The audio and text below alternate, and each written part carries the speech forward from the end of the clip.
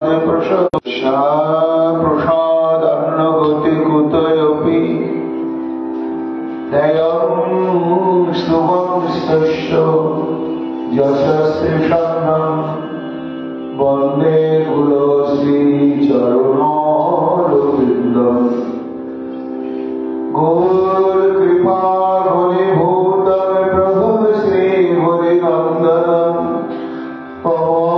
जीवन सर्वस्व भक्त्यालोके पुनः पुनः राधा कृपा मयगो श्री गुरुदिनतारकं प्रभु श्री गौरगोपाल भक्त्यालोके पुनः पुनः अजानुलम्बितभुजो कनकाम्बुधातो सङ्कीर्तनैकपितरो कमलायताक्षो विश्वाम्भरो द्विजवरो युगधर्मपालो वन्दे जगत्प्रियकरो करुणावतारो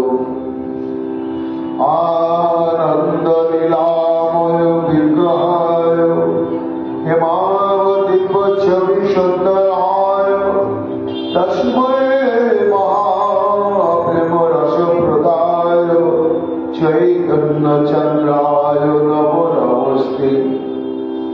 नमस्त्रिकालशब्दाय जगन्नाथसुताय च समीताय सपुत्राय सकलत्राय ते नमो। निरानन्दमिदं सर्वं प्रेमानन्दस्फटिककृतं येन सततं वन्दे नित्यानन्दं जगद्गुरुं। श्री अद्वैत नमस्तुभ्यं कलिजनकृपानिधे गौर प्रेम प्रदानाय श्री सीतापतये नमो।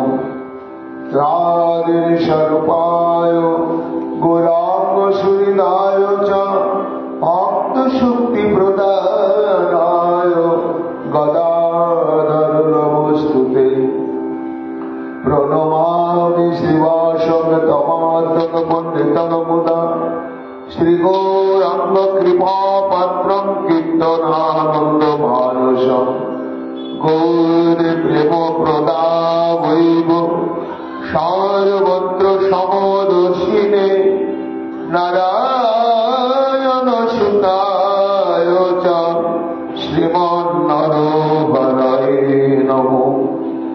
बर्हापिरभिरामं मृगमदतिलकं कुण्डलाक्रान्तकण्डकन्याक्षं कुम्भुकण्ठं स्मेतशुभगगकं सादरन्यस्तमेनं श्यामं शान्तं त्रिभङ्गं रविकरं वसनं भूषितं वैजयन्त्या वन्दे वृन्दावनस्थ युवतिशतप्रीतं ब्रह्मगोपालदेशम्।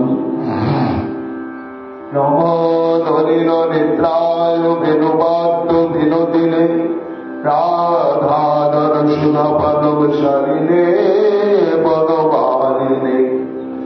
हे कृष्ण करुणा सिन्धो दीनबन्धु जगत्पते गोपेश गोपिकान्त राधाकान्त नमोस्तुते। मुखां करोति वाचालं पङ्गुं लङ्घयते गिरिं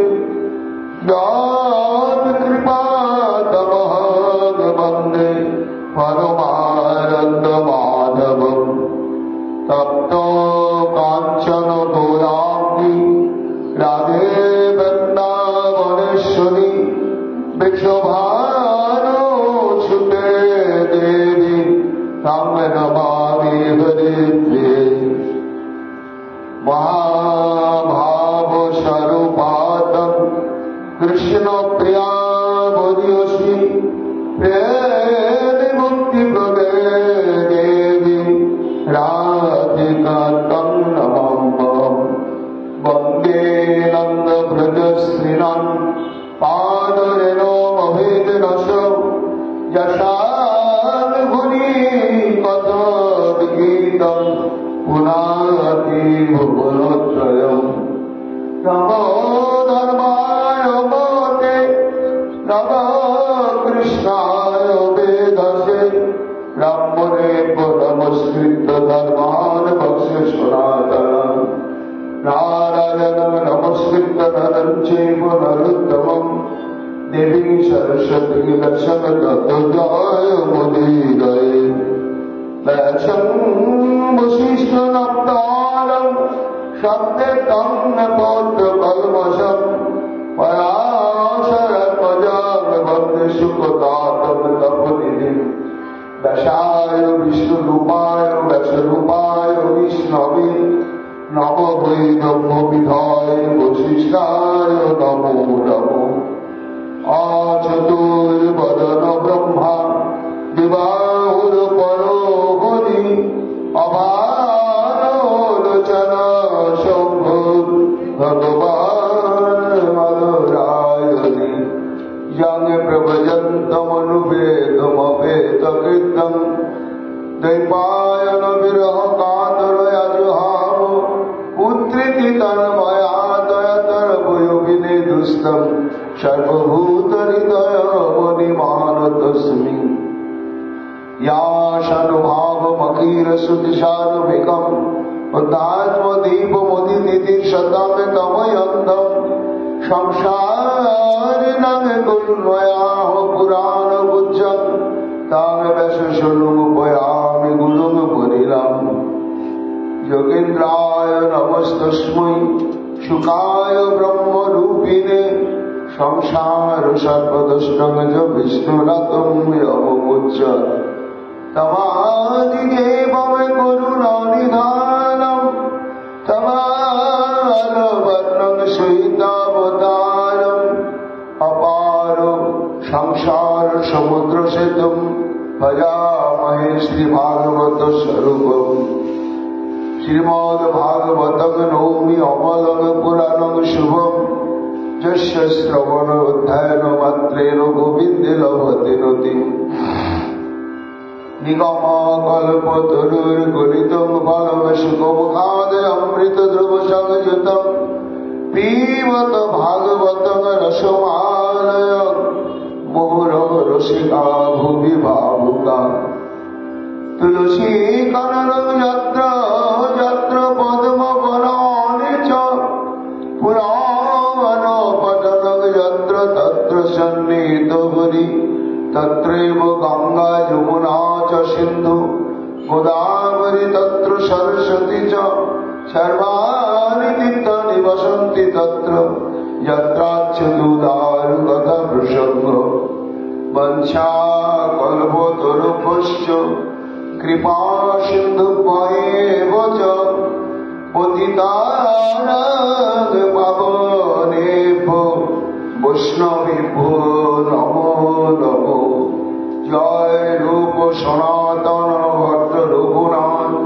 श्रीजीव गोपाल भट्ट दास रघुनाथ भक्ति बले बंदी छाय गोसाइर चरण जहाँ হইতে বিঘ্ন রাশি অভিষ্ট পূরণ জয় গৌর ভক্তবৃন্দ গৌর যাদের প্রাণ সবে মিলে দেহ মরে নিতাই গৌর ভক্তি দান নিতাই গৌর হরি বল নিতাই গৌর হরি বল নিতাই গৌর হরি বল জয় জয় নিতাই গৌর হরি হরি বল রাধে রাধে রাধে जय जय श्री राधे राधे प्राण राधे राधे राधे राधे श्री राधे राधे राधे जय महाप्रभु দেবতা চরিত চিত্রিত চিত্ত সদমা পদ্মাবতী চরণ চারণ চক্রবর্তী শ্রী বাসুদেব রুতিকেলি কথা সমেত মেতং করতি জয়দেব কবি প্রবন্ধম। কলিযুগ পাবন অবতার প্রেম পুরুষোত্তম ভগবান শ্রীকৃষ্ণ চৈতন্য মহাপ্রভু অশেষ অনুকম্পায় এবং সাধুগুরু বৈষ্ণবের অহৈতুকী কৃপায় শ্রী চৈতন্য মহাপ্রভুর অতি প্রিয় কবি পরম পূজ্যপাদ শ্রীমৎ জয়দেব গোস্বামী তাঁর শ্রী শ্রী গীত গোবিন্দ নামক শ্রী গ্রন্থে প্রথম সার্গ শ্যামল দামোদর নামক গীত গোবিন্দে এই অধ্যায়ে গতকাল আমরা শ্রবণ কীর্তন করেছি। জয়দেব গোস্বামী পাদ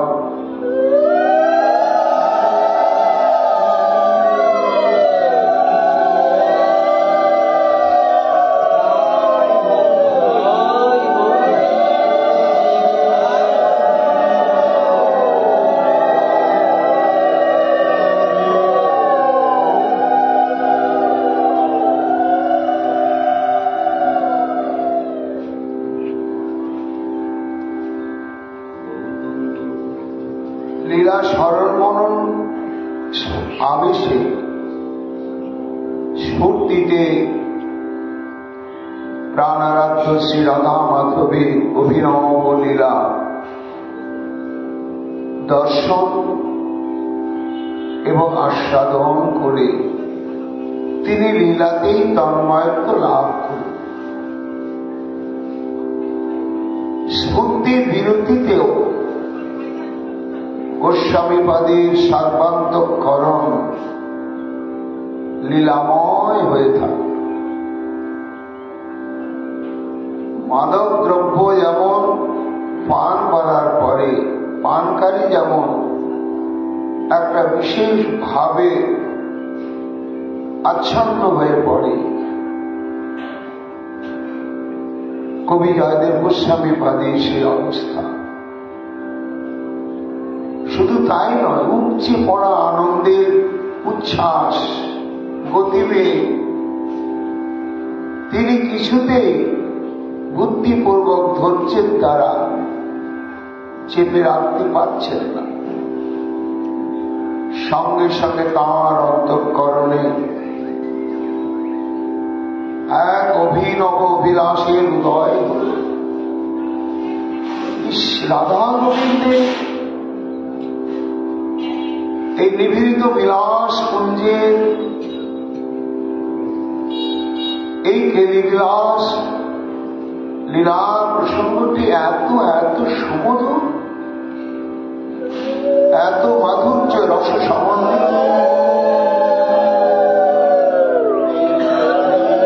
তাই একা ভোগে যেমন পরিতৃপ্তি আসে না পরিপূর্ণভাবে, মহান কবির অন্তঃকরণ তখন সমগ্র বিশ্ব মানবের জন্য উদ্বেলিত হয়ে উঠল। এই রস, এই সুখ, এই আনন্দ এ যদি ত্রিতাপ-তাপিত সংসারে মায়াবদ্ধ জীবগণকে বিতরণ করিয়ে দেওয়া যায়, তারা যখন এই আস্বাদনের আনন্দে নিমজ্জিত হবে, ঠিক আমার মতোই তারাও এক চিন্ময় আনন্দ রাজ্যে প্রবেশ করবে। আর তখন তাদের ব্যবহারিক জীবন আদিভৌতিক আদিদৈবিক আধ্যাত্মিক ত্রিতাপ জ্বালার প্রভাবে প্রভাবান্বিত আর কিছুতেই হবে না। এরকম একটি অন্তঃকরণে জয়দেব গোস্বামী পাদের একটা ভাবনার উদয়। তখন তিনি চিন্তা করলেন যে এই যে কেলিবিলাসের সূত্র, এই সূত্র ধরেই আমাকে প্রবেশ করতে হবে রসের মন্দিরে, এবং পরপর ক্রমানুসারে যে অভিনব রসতরঙ্গগুলো উচ্ছ্বসিত হয়ে উঠছে, একে একে তার আস্বাদন নিজে করতে হবে, ছড়িয়ে দিতে হবে জগতে। তাই তিনি সংকল্প করলেন যে তার অনুভূতির রস তিনি বাক্যের মাধ্যমে, ছন্দের মাধ্যমে এবং সঙ্গীতের মাধ্যমে সুসংবদ্ধ করে বিশ্বের মানুষকে উপহার প্রদান করবেন। এটি তার সংকল্প অন্তঃকরণে জেগে উঠল। শ্রী শ্রী রাধা মাধবের অভয় চরণারবিন্দ অন্তঃকরণে ধারণ করলেন। করে কি অনুভব করলেন তিনি তাঁর গভীর অন্তঃকরণে আর কিছুই অনুভব করতে পারছেন না, অন্য কিছুই খুঁজেই পাচ্ছেন না। কি আছে তার অন্তঃকরণ মাঝে? নিজেই বলছেন, বাঘ দেবতা চলিত চিত্রিত চিত্ম সর্ব। চিত্ত মনের একটা স্তর, মন, বুদ্ধি, অহংকার এবং চিত্ত,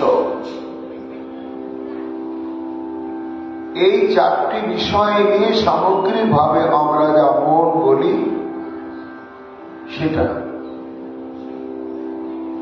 তা মন হচ্ছে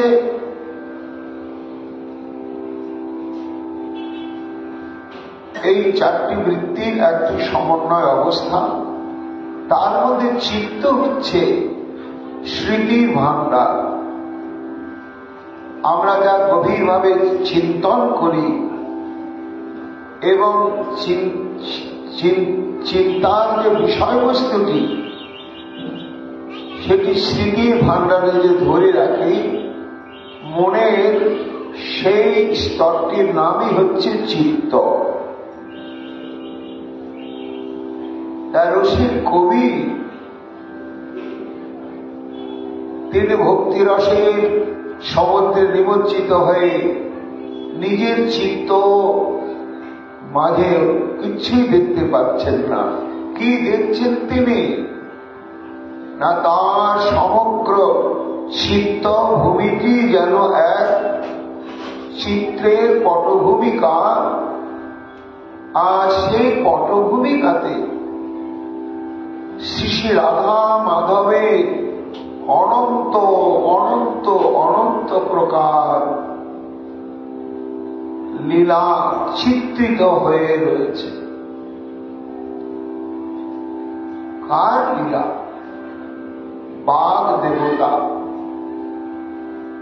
সরস্বতী দেবী, শুদ্ধা সরস্বতী, জাগতিক বিদ্যার যিনি অধিদেবী, তিনি হচ্ছেন সরস্বতী। আর যিনি ভক্তিবিদ্যার অধিদেবী এবং ভগবত লীলারস মাধুর্য বর্ণনে যিনি মূর্তিমতী, তিনি হচ্ছেন শুদ্ধা সরস্বতী। এই শুদ্ধা সরস্বতীর প্রতি হচ্ছেন কে? এতে চাংশকলা পুংস কৃষ্ণস্তু ভগবান স্বয়ং। কাজে বাঘ দেবতা বলতে এখানে লীলা পুরুষোত্তম শ্রী গোবিন্দ আমার, তার যে লাদেবী স্বরূপিণী শ্রীমতী রাধারানীকে নিয়ে এই অভিনব অনন্ত রসাত্মক লীলা, প্রত্যেকটি লীলা চিত্তভূমিতে চিত্রিত হয়ে রয়েছে। সদম শব্দে গৃহ আশ্রয় বোঝায়।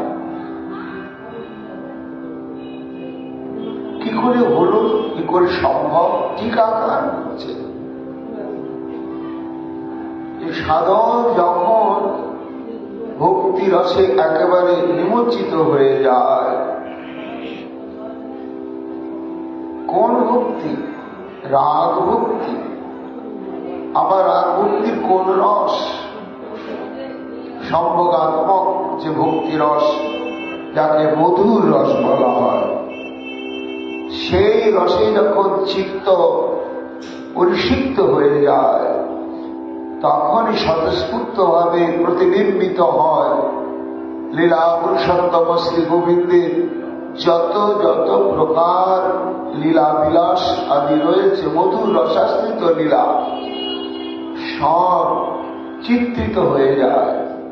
কেমন সদম, যেন চিত্রালয়। কবি জয়দেবের চিত্ত যেন সাধারণ চিত্ত নয়, ওটি হচ্ছে ভগবানের রসমাধুর্য মণ্ডিত অগণিত চিত্রসুমের আলয় বিশেষ।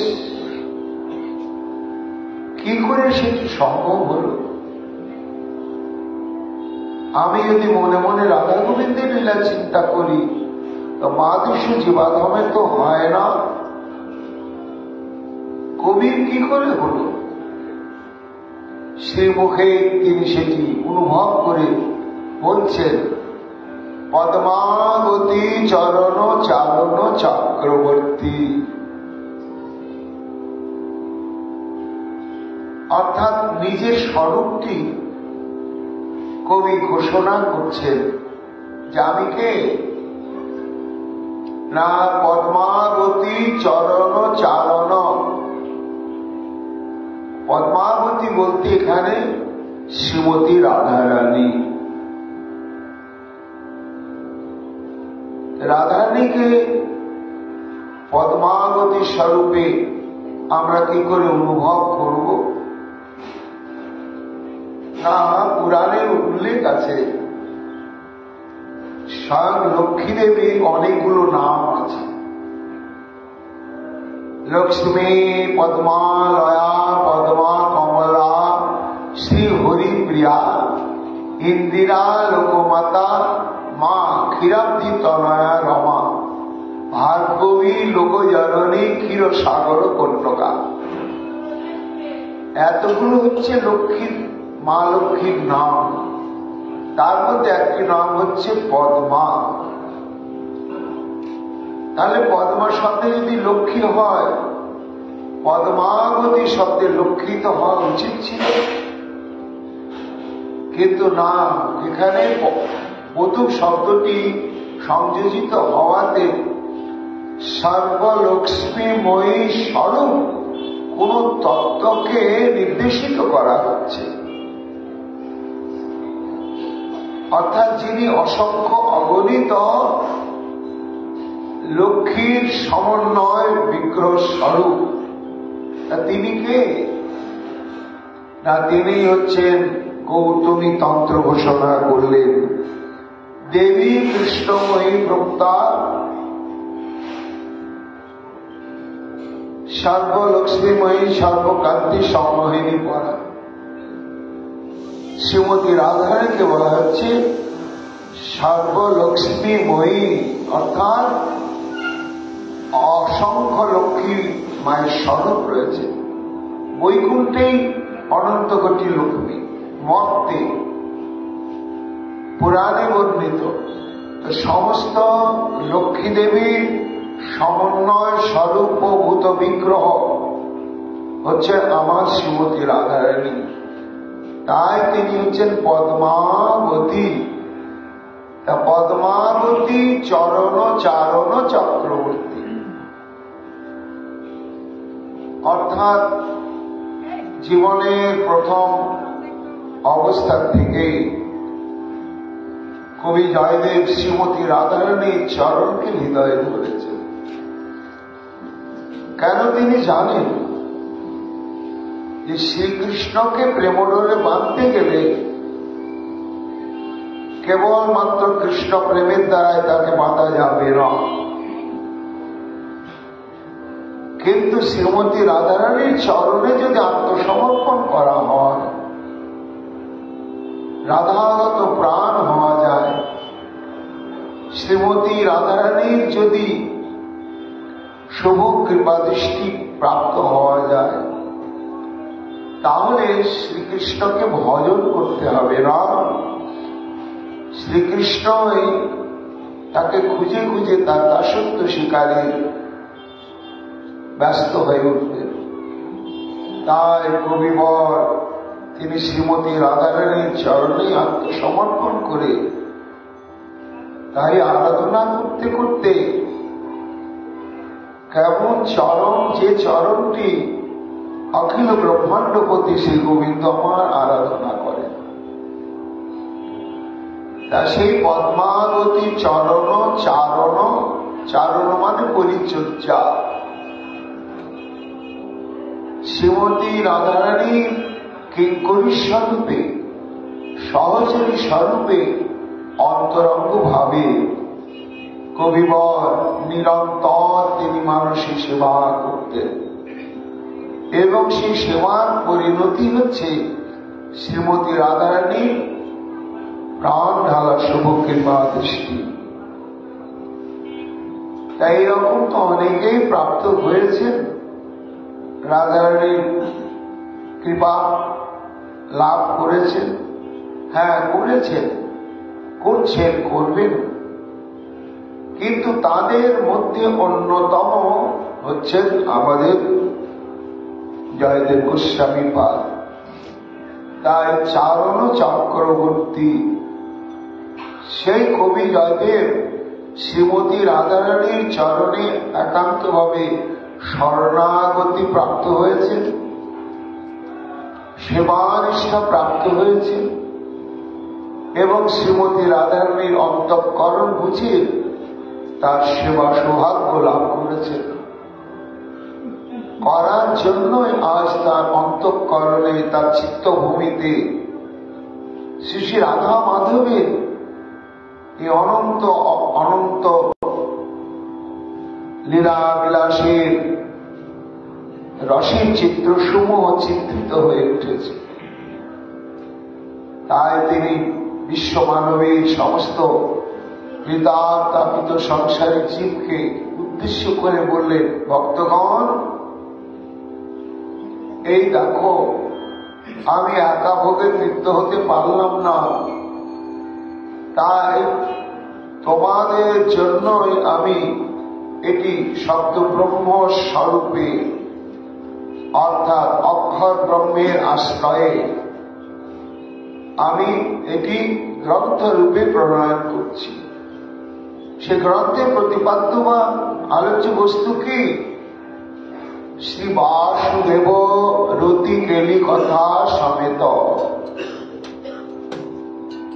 ভক্তগণ প্রশ্ন করছেন, গোস্বামী পাদ, আপনি শ্রী বাসুদেব রতি কেলি কথা এই কথা বললেন। বাসুদেব তো হচ্ছে বসুদেব নন্দন, যিনি অবতার তত্ত্ব, তো তার তো রতিকেলি নেই। রতিকেলি কার আছে? না, যিনি হচ্ছেন ব্রজেন্দ্র নন্দন, নন্দনন্দন শ্রীকৃষ্ণ।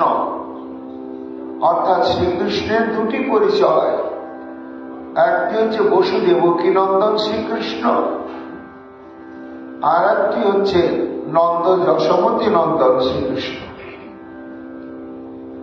একই শ্রীকৃষ্ণ, কিন্তু শক্তি প্রকাশে, মাধুর্য প্রকাশে ভেদ রয়েছে। যিনি ব্রজেন্দ্র নন্দন শ্রীকৃষ্ণ, তিনি হচ্ছেন স্বয়ং শ্রীকৃষ্ণ, যার 64টি গুণ। তিনি কেন আবির্ভূত হলেন? না, আবির্ভূত হওয়ার একমাত্র কারণ হচ্ছে প্রেম রস নির্যাস করিতে আস্বাদন। এই যে রাগভক্তির নির্যাস,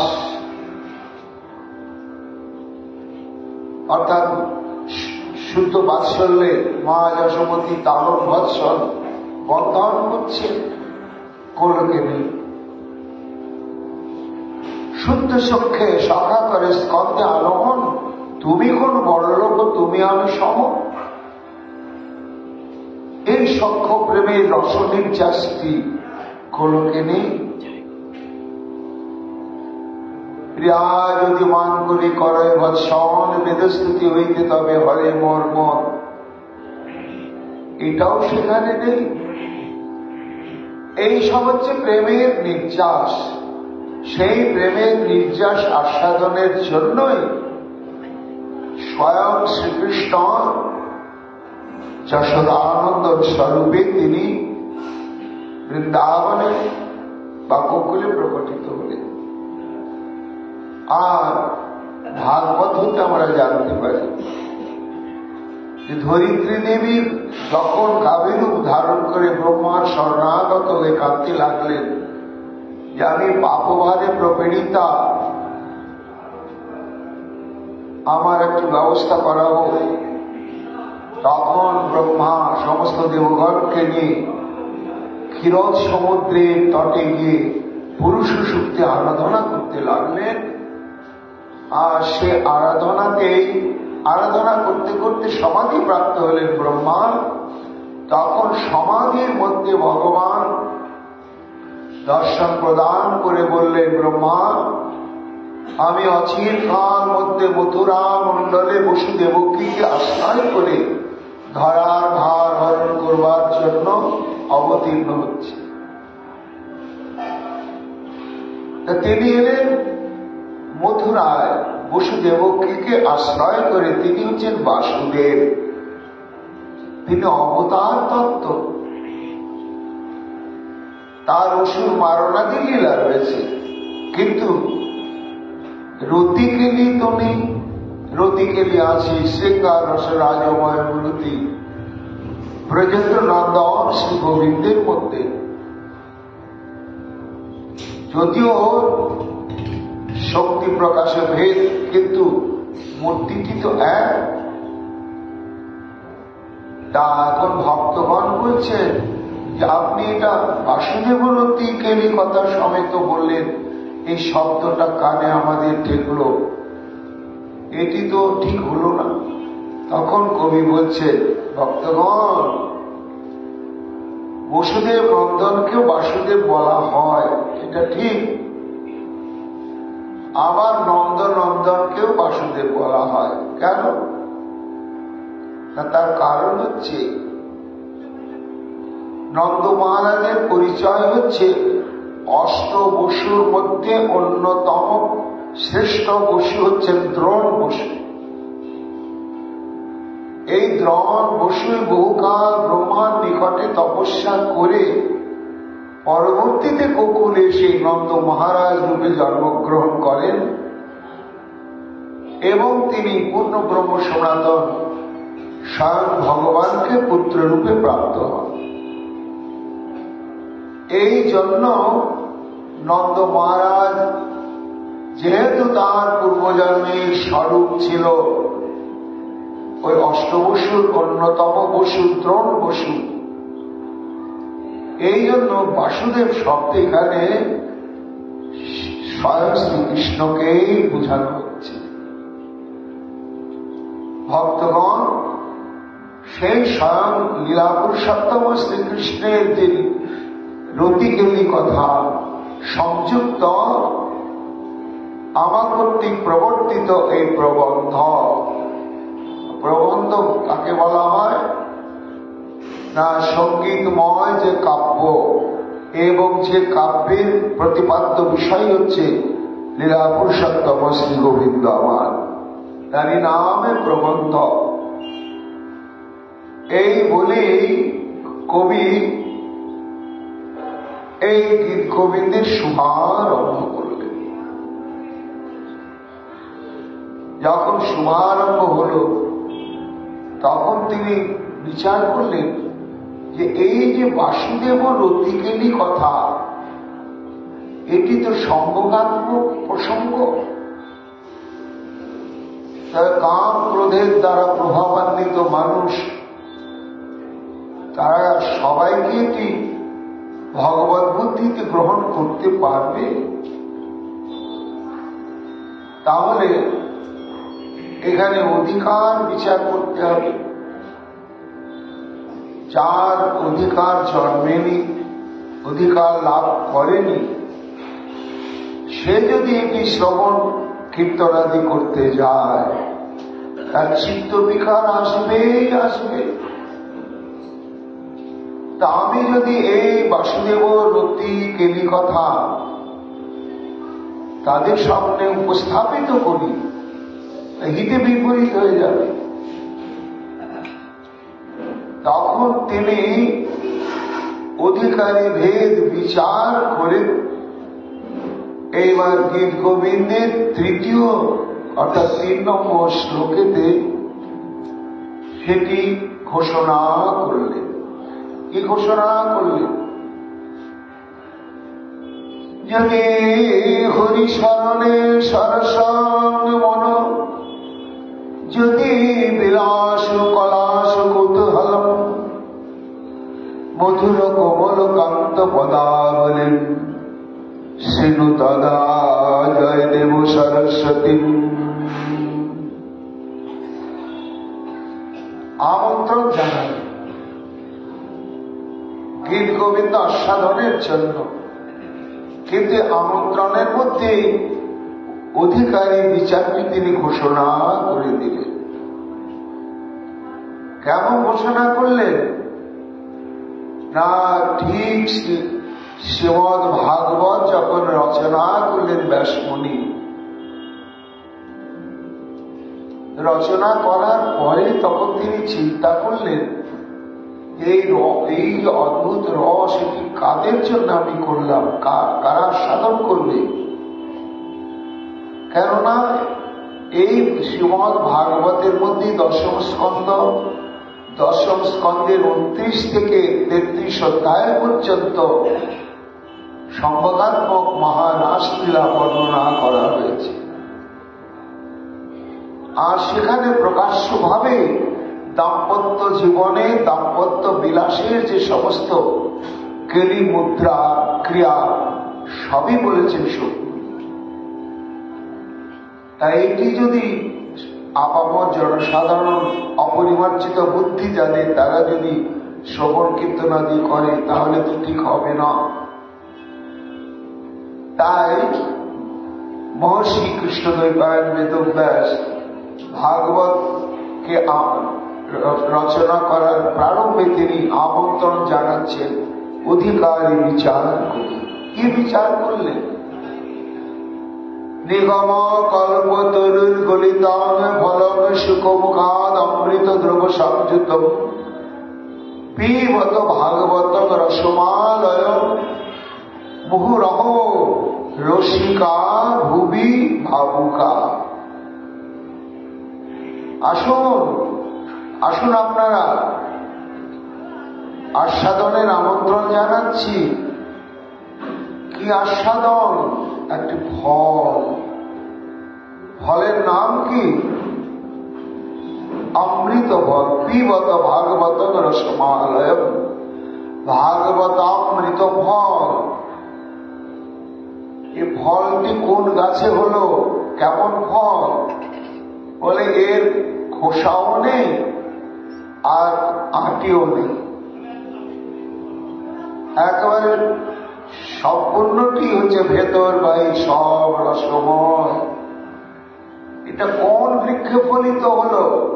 নিগম কল্প তরুর গলিতম ফলম। নিগম আর আগম ভারতবর্ষের পারমার্থিক চিন্তার এই দুটি ধারা। আগম হচ্ছে তন্ত্র আর নিগম হচ্ছে বেদ। এই ব্যাসমুনি বলছেন, হে বিশ্ববাসী, এই যে ভাগবতামৃত রূপ অভিনব ফলটি ফলিত হয়েছে কোথায়? না বেদ বৃক্ষের উচ্চ শাখায়।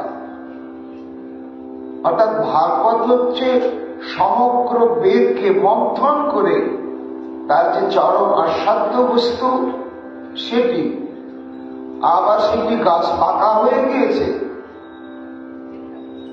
আবার শুধু গাছ পাকা হয়নি, আবার সেটি পেকে গিয়ে বোটা থেকে খুলে গিয়েছে, গড়িয়ে গড়িয়ে পড়েছে।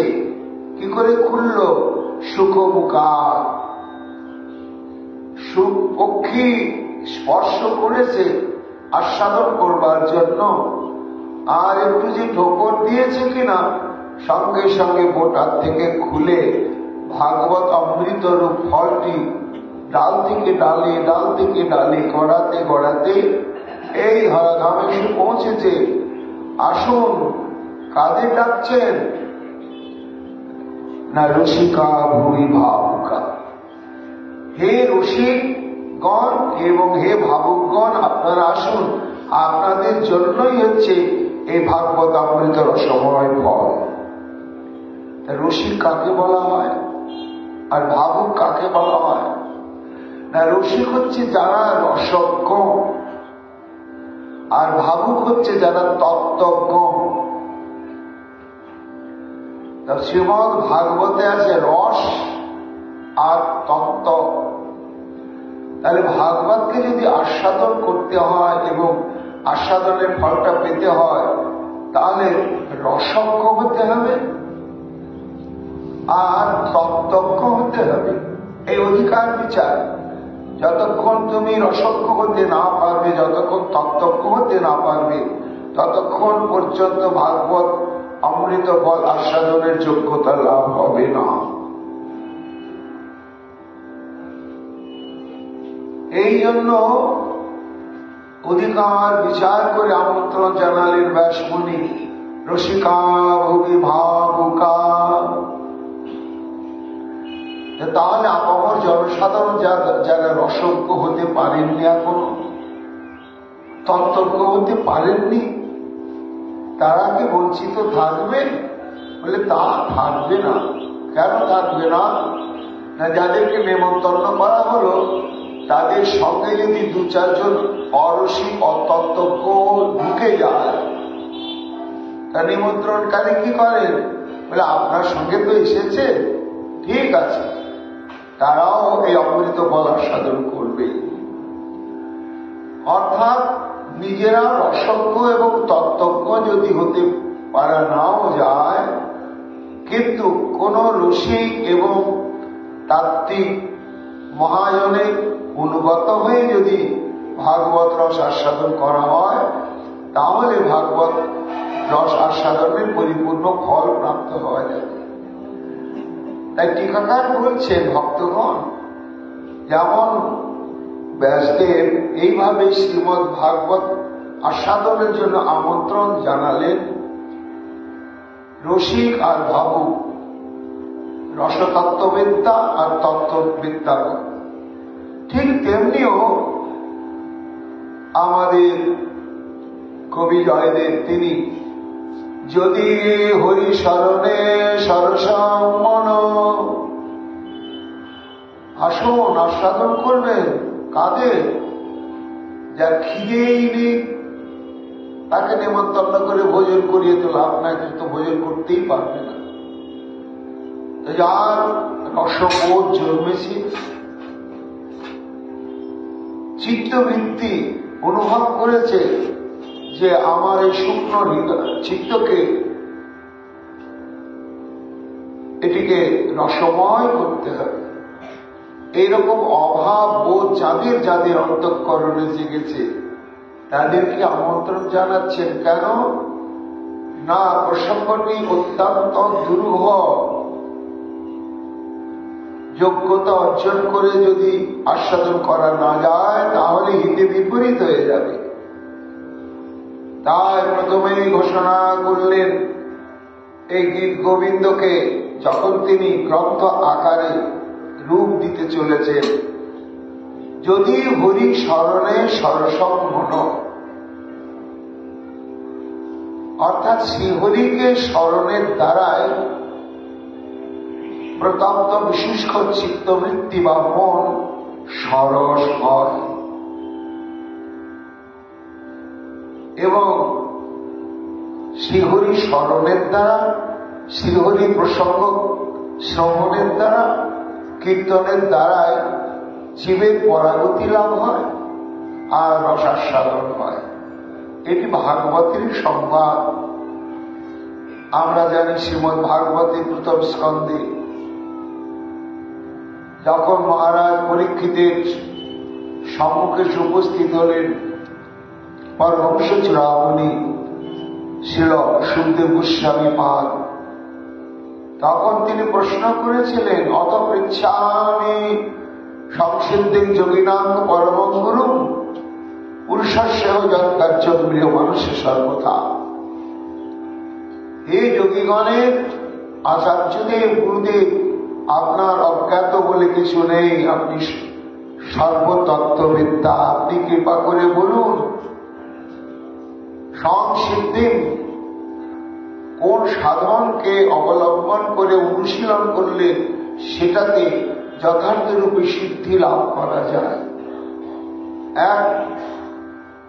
আর মৃয় মানুষ্য পুরুষস্য যৎকার্য সর্বদা, যে মানুষ প্রত্যেক দিন মৃত্যুর দিকে এগিয়ে যাচ্ছে, এটা বাস্তব সত্য। একটা দিন চলে যাচ্ছে মানে মৃত্যুটা একদিন করে এগিয়ে আসছে আমার দিকে ধীরে ধীরে। কাজে এই বাস্তব সত্যটাকে আমাদের স্বীকার করতেই হবে। তো যখন মৃত্যু আসবেই, মৃত্যুকে বরণ করতেই হবে, তাহলে জন্ম থেকে মৃত্যু পর্যন্ত যে সময়, এই সময়ে আমার জীবনের মুখ্য কর্তব্য কর্ম কি? বাড়ি গাড়ি দেহযাত্রা নির্বাহ, আত্মীয় স্বজন পরিপালন ইত্যাদি ইত্যাদি, না এছাড়াও এমন কোন কর্তব্য রয়েছে যে কর্তব্য সাধন না করলে, হাজারো কর্তব্য সাধন করলে সব বেকার, আর যে কর্তব্য সাধন করতে পারলে অন্য কর্তব্য সাধন নাও করলে তার মানব জন্ম সার্থক হয়। এই জন্য বলুন দুটি প্রশ্ন, মরণশীল মানুষের জীবনের মুখ্য কর্তব্য কি, জীবনের সার্থকতা কি, আর সেই সার্থক করতে গেলে যে ভজন বা সাধন অনুশীলন আমাদের করতে হবে, সেটা সম্ভবভাবে শিখতে আসবে কি করে? তার উত্তর দিতে গিয়ে পরমহংস চূড়ামণি সুখমণি বললেন, তস্মাৎ ভারত সর্বাত্মা ভগবান ঈশ্বর হরি শ্রোতব্য কীর্তিতব্য স্মর্তব্য স্থিতাভয়। অর্থাৎ কবি জয়দেব বলছেন, ভক্তগণ এই যে স্মরণাঙ্গ ভক্তির কথা ভাগবতে আমরা প্রাপ্ত হচ্ছি, সুখমণি বলছেন, হে ভরত বংশাবতংশ মহারাজ পরীক্ষিত, যিনি সর্বাত্মা ভগবান ঈশ্বর এবং হরিস্বরূপ, তিনি কে? তিনি লীলা পুরুষোত্তম আমার শ্রী গোবিন্দ। তিনি সর্বাত্মা, জীব অন্তর্যামী পরমাত্মা রূপে সর্বজীবের ঘটে ঘটে বিরাজ করছেন। তিনি ভগবান, অর্থাৎ ষড়ৈশ্বর্যপূর্ণ তিনি, তাই তিনি ভগবান।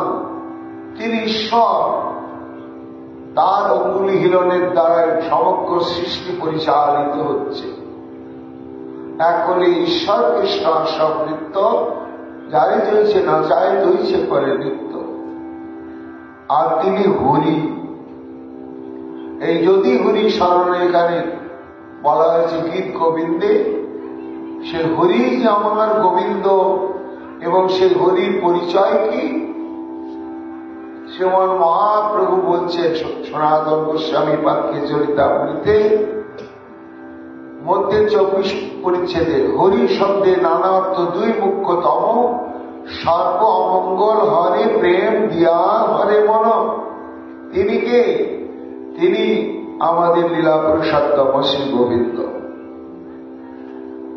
তাহলে মরণশীল মানুষের জন্য সেই ঈশ্বর স্বরূপ, ভগবৎ স্বরূপ, হরি স্বরূপ এবং পরমাত্মা স্বরূপ শ্রী ভগবানের শ্রবণ, কীর্তন এবং স্মরণের দ্বারা অতি মৃত্যুকে জয় করে অমরত্ব লাভ করা,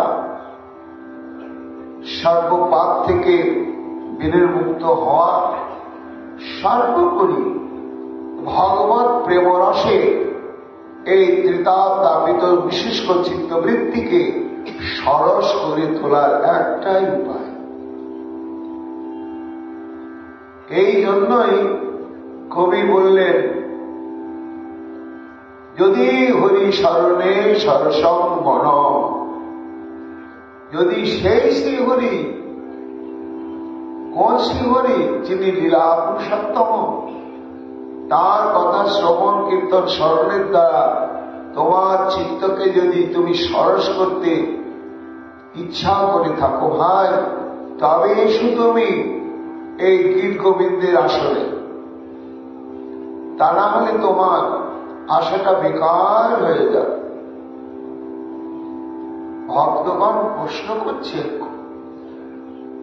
যে গোস্বামী পাদ, আপনি যে হরি স্মরণে সরসঙ্গম বললেন,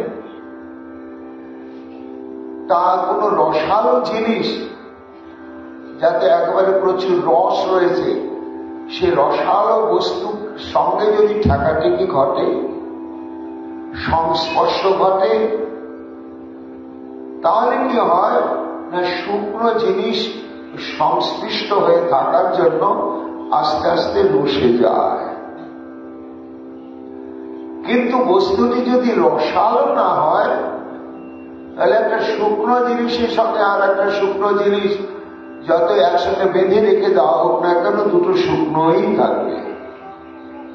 তা আপনি যে হরি স্মরণে এই ত্রিতাপ তাপিত বিশুষ্ক চিত্তবৃত্তি মানুষের চিত্তকে সরস করার জন্য আমন্ত্রণ জানাচ্ছেন, তা হরি স্মরণ কি? তার মধ্যে রস আছে কি? কবি বলছেন, এটা আমি বলিনি, আমারও অনেক আগে অনুভূত হয়ে ঋষিমণি কণ্ঠে ঘোষিত হয়েছে। তত্ত্বের উপনিষদ বলছেন, সেই হরিটি কেমন? রস বৈশহ। এই যদি হরি স্মরণে সরসঙ্গ, তিনি হচ্ছেন রসস্বরূপ। রসম জীবায়ন লব্ধানন্দী ভবতি। সেই রসস্বরূপ পরম ব্রহ্ম শ্রী হরির সঙ্গে যদি কেউ সম্বন্ধযুক্ত হয়, সংস্পৃষ্ট হয়, প্রাপ্ত হয়, তখন কি হয়? আনন্দী ভবতি। আনন্দ রসে তার চিত্তবৃত্তি অনাদি অনন্তকালের জন্য রসে যায়। এবং যেহেতু তিনি রসস্বরূপ এবং আনন্দ স্বরূপ, তার জন্যই আমার উপনিষদ বলছেন, এসো জীবানন্দয়তি। তিনি রসস্বরূপ বলে তাকে স্মরণ, মনন, শ্রবণ, কীর্তন করলে তাদের চিত্ত রসে যাবেই যাবেই যাবে। এই জন্য ভক্তগণ, আমার শ্রীহরি শ্রী গোবিন্দই হচ্ছেন রসের স্বরূপ। তাকে স্মরণ, কীর্তন এবং শ্রবণের দ্বারাতে এই বিশিষ্ট তত্ত্ব চিত্তবৃত্তি সরস হয়ে যাবে। ভক্তগণ বলছেন, পা তাহলে যার অন্তরে এই আমি শুষ্ক হয়ে গিয়েছি, আমার রসের দরকার, এই প্রয়োজন বোধ না আসছে, তারা কি গোবিন্দ শ্রবণ কীর্তনের দ্বারা কোনো ফল পাবে না? বলে না, পাবে না। তাহলে বলে না, যাদের যোগ্যতা না হয়েছে, তাদের অনুগত হয়ে যদি এসে গীত গোবিন্দকে আস্বাদন করে, তখন তাদের শুষ্ক চিত্তবৃত্তি সরস হয়ে যাবে। ভক্তগণ বলছে গোস্বামীপাদ, রাজা আপনার গীত গোবিন্দের যে নায়ক, কাব্যের যিনি নায়ক শ্রী গোবিন্দ, তিনি একেবারে টুসটুসে রসস্বর, তাকে ছুঁয়ে বলে না, ছুঁতে হয় না। জলকে যতক্ষণ পর্যন্ত হাত না দেবেন ততক্ষণ হাতটা ভিজবে না। জল জল জল জল যদি বলা যায়, গাও ভিজবে না, হাতও ভিজবে না, তৃষ্ণাও নিবৃত্তি লাভ করবে না। কিন্তু আমার শ্রীহরি এমন রসময় বস্তু যে তাতে নাম আর নামীর কোন ভেদ নাই। বস্তুতে আর তার নামেতে বস্তু ধর্ম পরিপূর্ণভাবে সক্রিয়। এমন একটি অদ্ভুত জল, যে জল বলার সঙ্গে সঙ্গে তৃষ্ণাও দূর হবে আর শরীরটাও ভিজে একবারে স্নান হয়ে যাবে। কেন? নাম নামে দেহ দেহে ভেদ নাই, এই জন্য তিনি রসস্বরূপ বলে। এটা তো বুঝিলাম তাহলে, কিন্তু রস বলতে যা আস্বাদন করা যায় তাই তো। তার শাস্ত্র তো অনেকগুলো রসের কথা ঘোষণা করেছে। সে অনেক প্রকার রসের মধ্যে মুখ্য হচ্ছে 18 প্রকার রস। 18 প্রকার রস কি কি না? মুখ্য পঞ্চরস হচ্ছে ভক্তি রস, শান্ত, দাস্য, সখ্য, বাৎসল্য, মধু। এই 5 গেল। আস হচ্ছে সপ্ত গৌণ রস, হাস্য, করুণ, বীর, অদ্ভুত, রৌদ্র, ভয়ানক, বীর। এই হচ্ছে 7টি রস। তাহলে মুখ্য পঞ্চরস আর গৌণ সপ্তরস, এই মিলে হল 12টি রস, 12টি রস। আর এছাড়াও আরো 6টি রস আমাদের জীবনের সঙ্গে জড়িয়ে আছে। সেই 6 প্রকার রস কি না? ভোজনে আমরা যা আস্বাদন করি, টক, মিষ্টি, ঝাল, নোনতা, কষায় এবং তিক্ত, এদেরকে রস বলা হয়। তাহলে মুখ্য পঞ্চরস, গৌণ সপ্তরস আর ভোজনের 6টি রস, এই মিলে হচ্ছে 18 প্রকার রস। ভক্তগণ বলছেন যে এই 18 প্রকার রসের মধ্যে জয়দেব ঠাকুর আপনার শ্রীহরি কোন রস? রসস্বরূপ, যাকে স্মরণ বা শ্রবণ কীর্তনের দ্বারা চিত্ত সরস হয়ে যাবে। ওকে টক না মিষ্টি, না ঝাল, না নোনতা, না তেতো, না শান্তদাসী সখ্যাদি। তখন তার উত্তর দিতে গিয়ে বলা হচ্ছে, এ প্রশ্ন করেছিলেন শ্রী চৈতন্য মহাপ্রভু প্রয়াগে রঘুপতি উপাধ্যায়ের কাছে, যে উপাধ্যায় বলো তো শ্রেষ্ঠ রস কি, শ্রেষ্ঠ রস কোনটা, তার পরিচয় কি? আর ভগবানের অনন্ত রূপ শ্রী গোবিন্দের, তার মধ্যে তার পরিপূর্ণতম স্বরূপটি কোনটি? আর তার অনেক প্রকার বয়স, শ্রেষ্ঠ বয়স কোনটি? আর তার ধাম কোনটি? এই প্রশ্নের উত্তর দিতে গিয়ে রঘুপতি উপাধ্যায় বললেন, আদ্য এব পররস পুরী মধু পুরী মরা শ্যাম বেব রূপং বরম দেহ মধ্য কৈশোরতম। ভগবানের অনন্ত বয়সের মধ্যে কৈশোর বয়সী শ্রেষ্ঠ। এবং তার ধাম অনন্ত প্রকার ধামের মধ্যে শ্রেষ্ঠ ধাম শ্রী বৃন্দাবন। আর শ্রেষ্ঠ রসই হচ্ছে আদ্য এব পর রস। আদি রসকে শ্রেষ্ঠ রস বলা হয়। আদি রস বলতে কাকে বলা হয়? আদি রসের পরিচয় কি? না, শৃঙ্গার রসকে আদি রস বলা হয়। অর্থাৎ দাম্পত্য প্রীতি উভয়ের দৈহিক মানসিক যে সংবেদনমূলক একটা মনোবৃত্তি, তাই নামে আদি রস। এই জন্য আদ্য এব পররস। তবে এই আদি রসের দুটি স্বরূপ, একটি প্রাকৃত।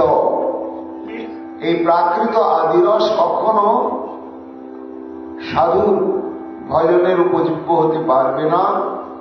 এটি সৃষ্টি ক্রিয়াকে অব্যাহত রাখার জন্য ভগবান প্রাকৃত জীব দেহে দিয়ে রেখেছে।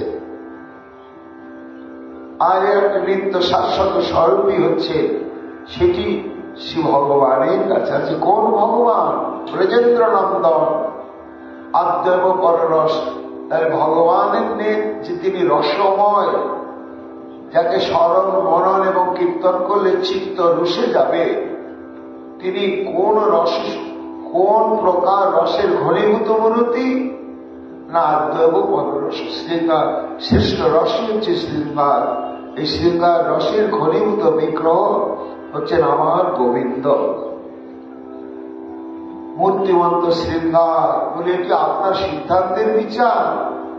না না, যে শাস্ত্র ঘোষণা করেছে, শৃঙ্গার রস সর্বস্বম শিখিপিঞ্চ বিভূষণম অঙ্গীকৃত নরাকারমাশ্রয়ে ভুবনাশ্রয়ম।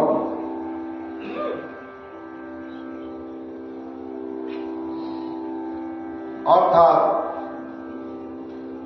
শ্রী গোবিন্দের মাধুর্যের কথা বলছেন বিল্লমঙ্গল ঠাকুর।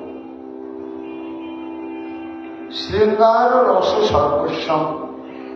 শ্রী গোবিন্দের স্বরূপটি হচ্ছে শৃঙ্গার রসে গড়া। রায় রামানন্দ সংবাদী শ্রী চৈতন্য মহাপ্রভু যখন জানতে চাইলেন কৃষ্ণ তত্ত্ব সম্পর্কে, তখন বলছেন রামানন্দ রায়, শৃঙ্গার রস রাজময় মূরতি ধর, অতএব আত্ম পর্যন্ত সর্বচিত্ত হর। কৃষ্ণের স্বরূপ কহ রাধার স্বরূপ, প্রেম কোন তত্ত্ব, রস কোন তত্ত্বরূপ?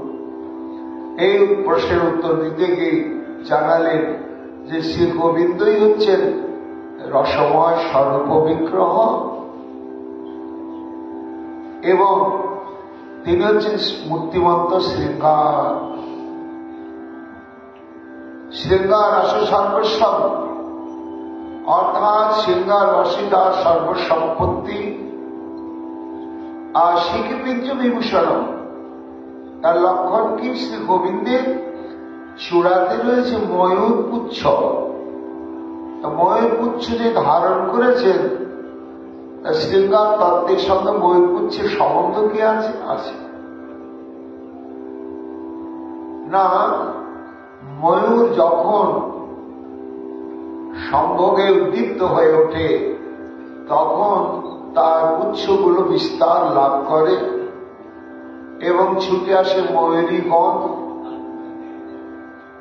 একসঙ্গে তাদের নৃত্য ক্রিয়া চলতে থাকে। নাচতে নাচতে ময়ূরের সম্ভোগ স্পৃহাটি পরিপূর্ণতা লাভ করে। যে ময়ূর শারীরিকভাবে কারোর সঙ্গে সম্পৃক্ত না হয়েও রমণ সুখ আস্বাদন করেন, সেই ময়ূরপুচ্ছ আমার গোবিন্দের মস্তকে কেন? না, একমাত্র তার স্বরূপ শক্তি শ্রীমতী রাধারানী ব্যতি রেখে সরাসরি প্রত্যক্ষ ভাবে কারোর সঙ্গেই তার কখনো মিলন ঘটে না। কিন্তু তিনি প্রত্যেকটি জীবের আত্মায় আত্মায় অলক্ষিতে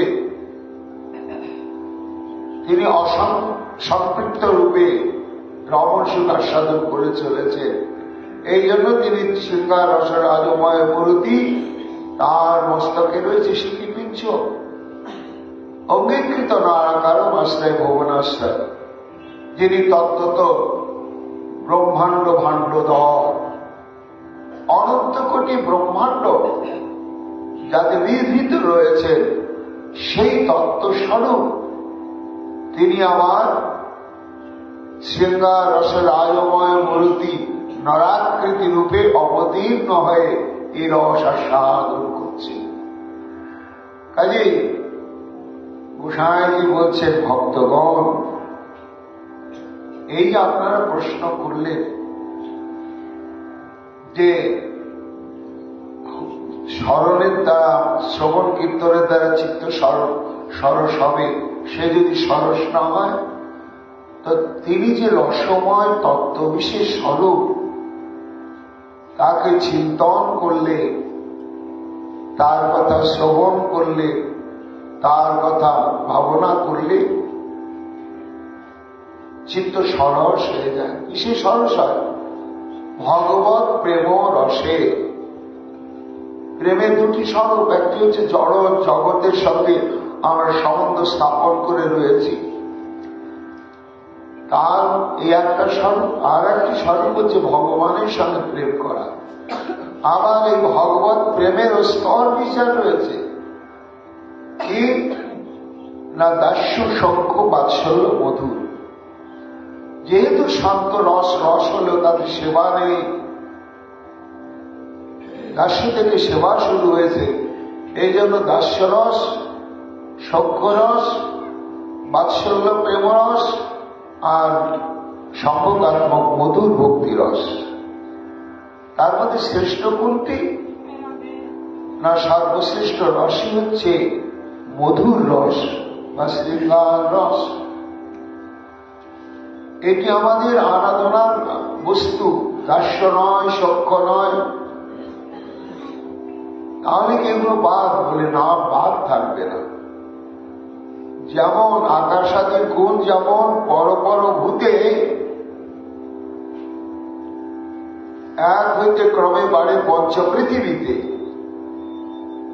অর্থাৎ পঞ্চভূতের 5টি তন্মাত্রা রয়েছে। সেটি হচ্ছে আকাশ বোম তত্ত্ব। সে বোম তত্ত্বের গুণ হচ্ছে শব্দ। এই যে শব্দটা চারিদিকে ছড়িয়ে পড়ছে, আমরা শুনতে পাচ্ছি, এ কার দ্বারা পরিচালিত, বাহিত হচ্ছে? আমাদের বেদ বলছে বোম তত্ত্ব বলে একটি তত্ত্ব রয়েছে, তাকে আশ্রয় করে এই গুণ হচ্ছে শব্দ গুণ।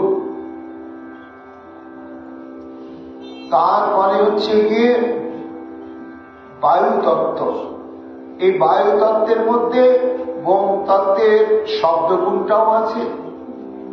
আর বাতাস যে বইছে আমরা বুঝি কি করে না, তার স্পর্শ অনুভব করে এই বাতাস বইছে।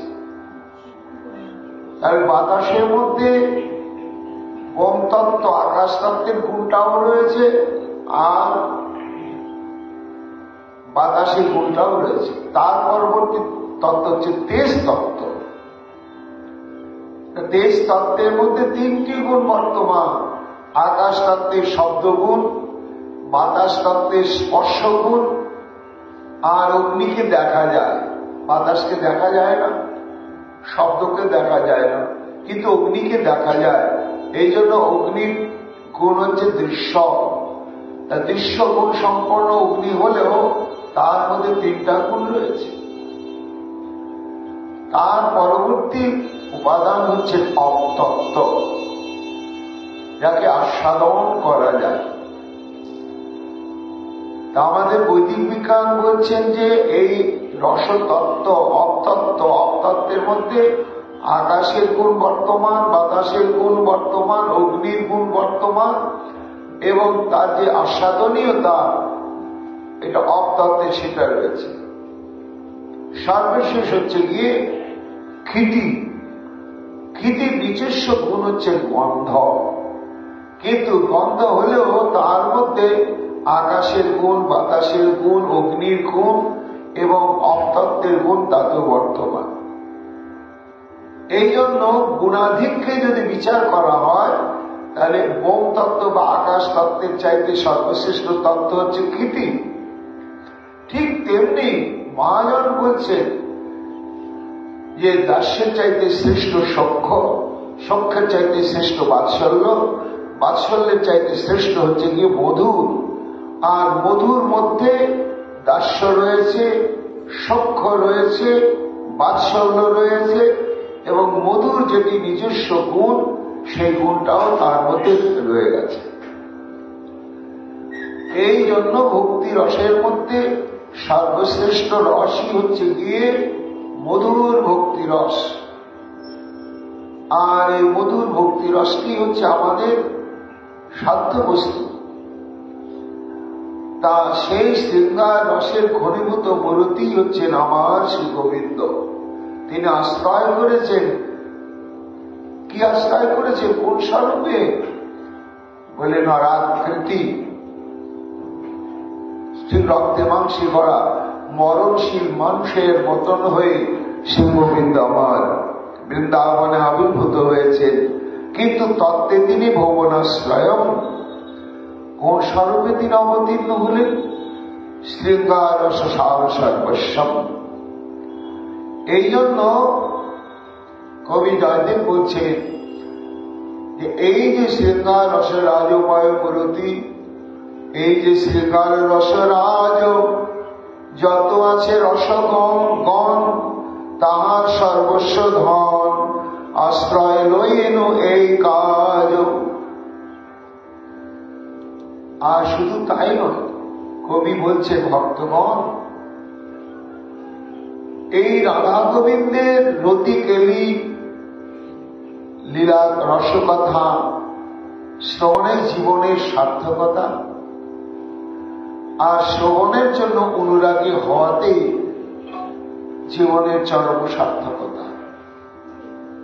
তার প্রমাণ কি? আপনি বলছেন তার প্রমাণ কি?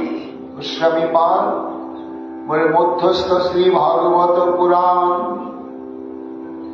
শ্রীমদ ভাগবতের 10ম স্কন্ধে 47তম অধ্যায়, এতাং পরম তনুভৃত ভুবি গোপীবদ্ধ গোবিন্দ নিখিল আত্মনিরূঢ় ভাবা বাঞ্ছতি যৎ ভবভ্য মুনয় বয়ং চ কি ব্রহ্ম জন্মভি রণন্ত কথার শস্য। উদ্ধব কি উদ্ধবের গান, অর্থাৎ ভগবান শ্রীকৃষ্ণ উদ্ধবকে পাঠালেন শ্রীধাম বৃন্দাবনে।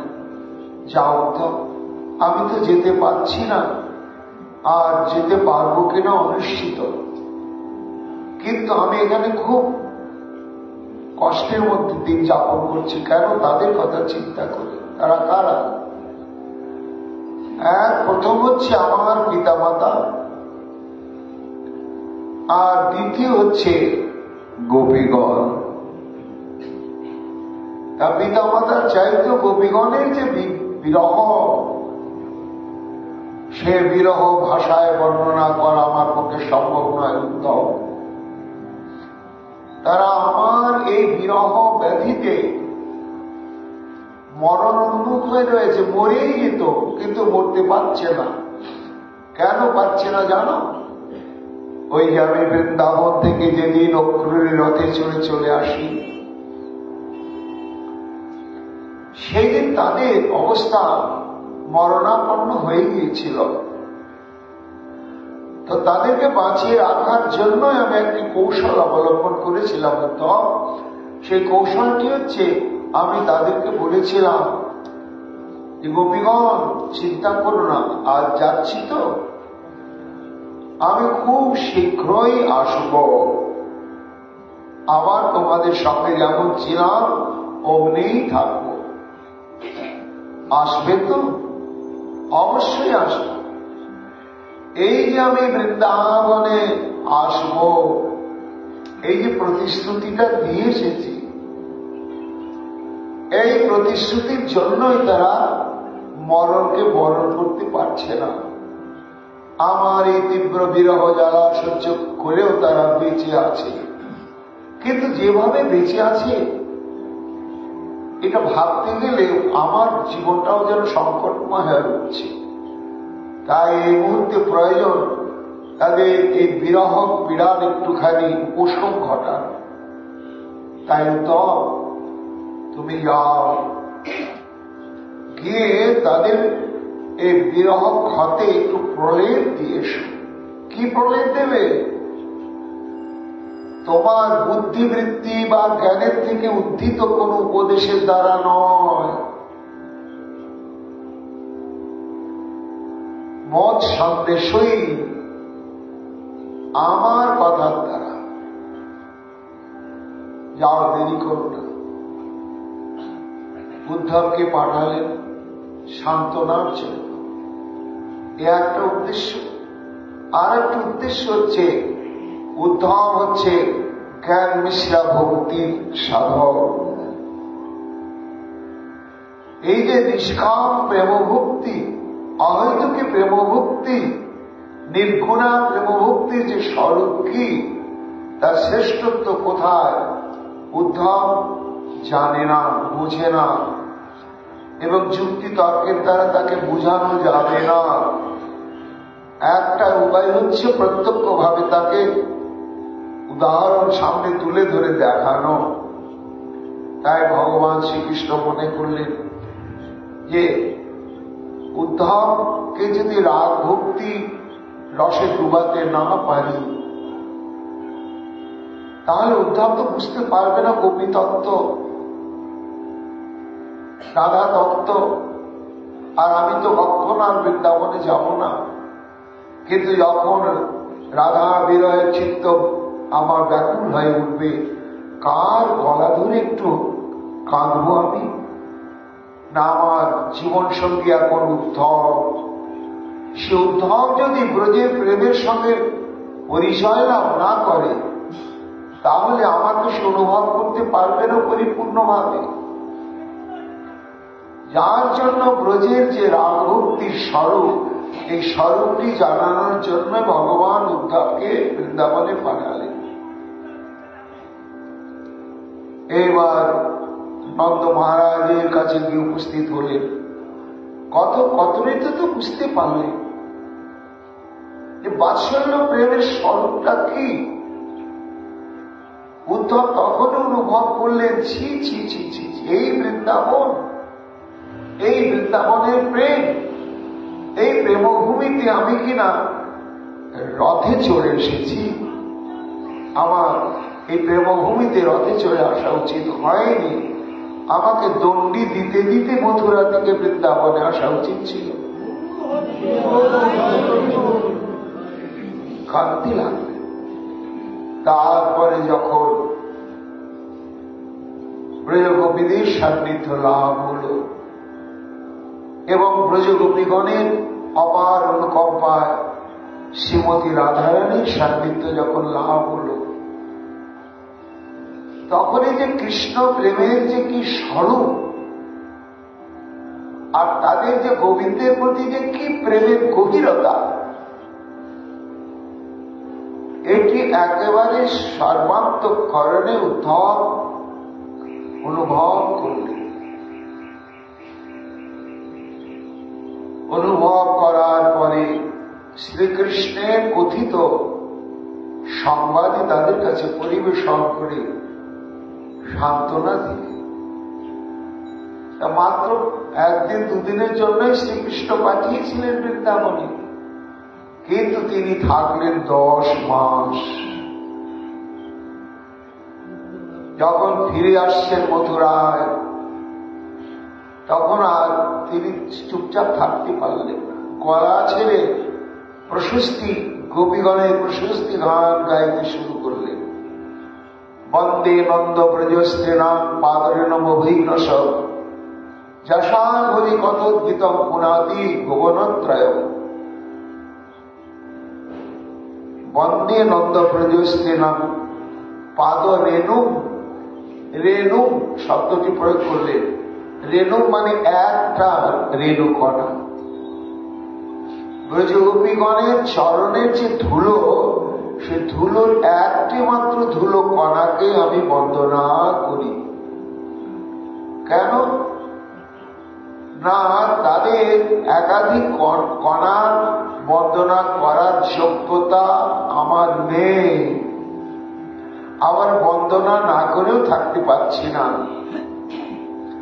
তাই একটি পদরেণু কণিকাকে বন্দনা করতে গিয়ে বললেন, যাদের প্রেমের কথা সমগ্র জগৎকে ত্রিতাপ জ্বালার সমুদ্র থেকে তুলে এক অপ্রাকৃত চিন্ময় আনন্দ সমুদ্রে ডুবিয়ে দিচ্ছে, তারপরেতে গোপীগণের মহিমা কীর্তন করতে গিয়ে শ্লোকটি বললেন, এতাং পরং তনুভৃত ভূমি গোপীবদ্ধ। এই যে ব্রজগোপিকাগণ, কেমন ব্রজগোপিকাগণ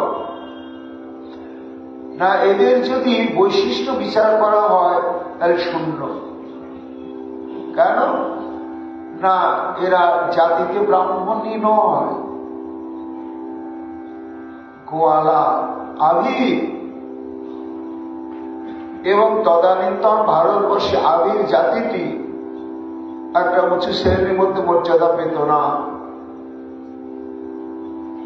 তাতে আবার অপরিমার্জিত বনবাসী, বৃন্দাবন ভূমিটা হচ্ছে বনভূমি, তাতে এরা অশিক্ষিতা এবং সদাচার সম্পন্ন নয়, তাতে আবার ভ্রষ্ট চরিত্র। আশ্চর্য কথা, ভ্রষ্ট চরিত্র কেন না, এরা সবাই বিবাহিতা, কিন্তু এরা ঘরে ঘরে পতি থাকা সত্ত্বেও শ্রী গোবিন্দকে প্রতিরূপে বরণ করে নিয়ে তার সঙ্গে দাম্পত্য বিলাস আদি লীলাবিলাস করেন। তাহলে যোগ্যতার বিচারে যদি ব্রজগোপীগণকে বিচার করা হয় তাহলে শূন্য ছাড়া কিছুই নয়। কিন্তু হায়, এত কিছুর মধ্যেও তাদের শ্রেষ্ঠত্ব কোথায়, সে কথা এখানে ঘোষণা করছেন। এতাং পরম তনুভৃত ভূমি গোপীবদ্ধ। এই যে গোপিকা বৃন্দ, এই পৃথিবীর বুকে 84 লক্ষ প্রকার জীবন দেহ, তার মধ্যে সর্বশ্রেষ্ঠ হচ্ছে মানব দেহ, এবং এই মানব দেহটি দুর্লভ, সুলভ নয়, নিদ মাধ্যম, সুলভম দুর্লভম সুকল্পম। তার তনু ধারণের উদ্দেশ্য কি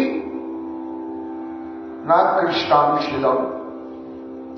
প্রমাণ ভগবান শ্রীমুখে গীতায় অর্জুনকে বলছেন, এই মানব দেহ প্রাপ্ত হয়েছ, এটার উদ্দেশ্য কি বুঝতে পারছো না? শোনো, অনিত্যম অসুকম লোকম ইমাম প্রাপ্য ভজস্বমাম। অর্জুন, দুটি তত্ত্ব, এক হচ্ছে সংসারটা অসুখম, দুঃখের উপাদানে গড়া, তাই সংসারের কাছে সুখ চাইলে, অখণ্ড আনন্দ চাইলে সংসার দিতে পারবে না। আর আমাদের জীবনটা হচ্ছে ক্ষণভঙ্গুর, কেউ মায়ের পেটে চলে যেতে পারে, কেউ 50, কেউ 25, এই জন্য অনিত্য। তাহলে দুঃখময় সংসারে অনিত্য জীবনটা নিয়ে এসে মুখ্য জীবনের কর্তব্য কি? ভজস্বমাম, আমারই ভজন করো, আমারই ভজন করো, আমারই ভজন করো। কিভাবে ভজন করবে? শ্রবণ কীর্তন স্মরণ, এই তিনকে আশ্রয় করে।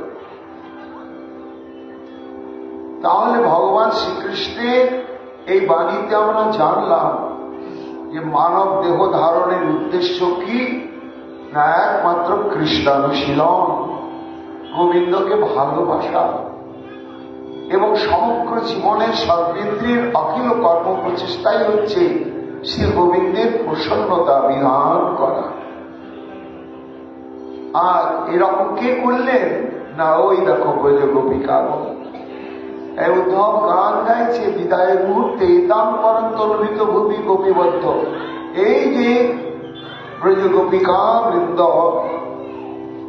এদের দেহ ধারণ সার্থক, নাই বা তার কোন সদাচার, নাই বা তার অন্য কোন সংস্কার। কেন? গোবিন্দ এবং নিখিলাত্মনি রূঢ় ভাবা, যিনি তত্ত্বত নিখিলাত্মনি সর্বজীবের অন্তঃকরণে যিনি অন্তর্চারে রূপে বিরাজ করছেন, সর্বাত্মা স্বরূপে, সেই যে শ্রী গোবিন্দ তিনি গোপবেশ বেণুকর স্বরূপে ব্রজে প্রকটিত হয়েছেন, তার প্রতি এই সে গোপিকাগণের যে প্রেমটি রূঢ় ভাবা, অর্থাৎ একেবারে চরমতম প্রেম ভালোবাসা। এই যে আপনি বলছেন, উদ্ধবজি বলে না, বাঞ্ছতি যদ ভববিহ মুনয় বয়ঞ্চ। এই যে গোপীগণের যে কৃষ্ণ প্রেম, গোপীগণ যেভাবে গোবিন্দকে ভালোবেসে তাকে বশ করে ফেলেছেন, এই জাতীয় প্রেম, এই প্রেমটি হচ্ছে বাঞ্ছতি, বাঞ্ছা করছেন কারা কারা? ভবভিয় মুনয়, অর্থাৎ ভব ভয়ে ভীত সন্ত্রস্ত মুনিগণ, তারা সংসারের চরিত্র, জীবনের চরিত্রের স্বরূপ সম্যকরূপে উপলব্ধি করে সংসার থেকে তারা নিজেকে সরিয়ে নিয়ে তপবনে তপস্যা করছেন, ধ্যান করছেন। এই ভবভীত সমস্ত মনি ঋষিগণ কার ধ্যান করছেন? কি বস্তু পাওয়ার জন্য? না, ওই গোপী প্রেম। তা শুধু কি মনি ঋষিগণে বাঞ্ছা করছেন? বলছেন উদ্ধব, বয়ঞ্চ, আমাদের মতো এই যে সংসার আবদ্ধ জীব, স্ত্রী পুত্র পরিজন স্বামী আত্মীয় স্বজন নিয়ে রয়েছি, ঋতাব জালার মধ্যে ডুবে রয়েছি, আমরাও এর থেকে মুক্তি চাইছি। কিভাবে? না, ওই গোপীগণের প্রেমটাকে আশ্রয় করে। তা হে গোপীগণ, যে তোমাদের কৃষ্ণ প্রেম ওই সমস্ত মুমুক্ষু ঋষিগণ বাঞ্ছা করে, এবং আমাদের মতন মুমুক্ষু সংসারে বাঞ্ছা করে, সেই প্রেম তোমাদের নিত্য বর্তমান। আর তোমাদের জীবনের বেঁচে থাকার উপায় কি? নিরন্তর কৃষ্ণ কথা, শয়নে স্বপনে জাগরণে সর্বত্র সর্বাবস্থায়। তাই মানব জন্মের সার্থকতা কোথায়? কিং ব্রহ্ম জন্ম নিবিড় অনন্ত কথা রসস্ব, অর্থাৎ সবার থেকে বেশি বয়স হচ্ছে ব্রহ্মার। উদ্ধবজি বলছেন যে ব্রহ্মার মতন পরমায়ু লাভ করে যদি কৃষ্ণ ভজন শূন্য অবস্থায় জীবন অতিবাহিত করা হয়, তার কোন দাম নেই। আর যদি ক্ষণভঙ্গুর জীবন প্রাপ্ত হয়, গোপী প্রেম এক বিন্দু অন্তঃকরণে গুরু বৈষ্ণবের কৃপায় প্রাপ্ত হওয়া যায়, বলেই তখন তার অবস্থা কেমন হয়? না, নিরন্তর গোবিন্দের লীলা কথা রস আস্বাদন।